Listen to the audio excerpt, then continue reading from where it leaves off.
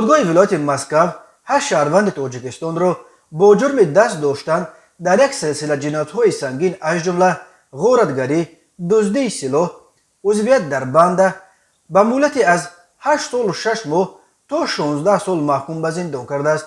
دادگاه این 8 نفر را بر اساس 6 بند 3 ماده 162، 209 و 226 کودکس جنایتی روسیه گناهکار شناخت. سرریاست تفتیشات ولایت مسکو اعضای این گروه جنایتی را بند قومی نامیده است. بنا به فرضیه تفتیشات این بند را ماه سپتامبر سال 2013 یک شهروند تاجیکستان تشکیل کرده به صف آن هموطنان خودش را جلب کرده است.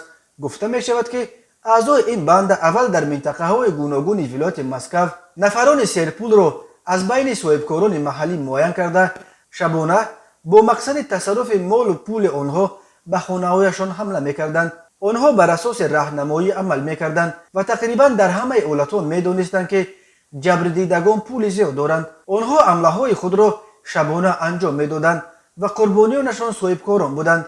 در نتیجه از ماه سپتامبر سال 2013 تا ماه مارس سال 2014 نفران محکوم شده در حیات بند در قلمرو ناحیه‌های رامینسکایه و چیخ و ولایت مسکو یک سلسله جنایت‌های وزنین و مشخصاً 4 حمله غارتگرانه با استفاده از سلاح به منزل‌های خصوصی را انجام داده، همچنین دست به دزدی سلاح آتشفشان زدند.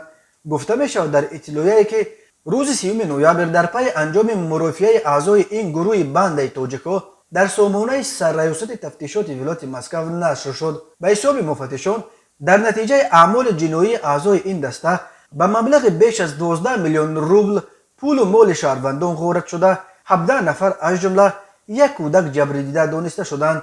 مواد پرونده 86 جلد را تشکیل داده است، ولی آن شهروند تاجیکستان که 8 سال پیش این بند را تشکیل کرد توانسته است از تفتیشات فرار کند. پرونده جنایتی رهبر این بند بعد بازداشتش علیحده بررسی خواهد شد. او فعلا تحت جستجو قرار داده شده است. حکم این 8 شهروند تاجیکستان هنوز قوه قانونی نگرفته است. آنها می توانند به دادگاه بالاتر از آن شکایت برند.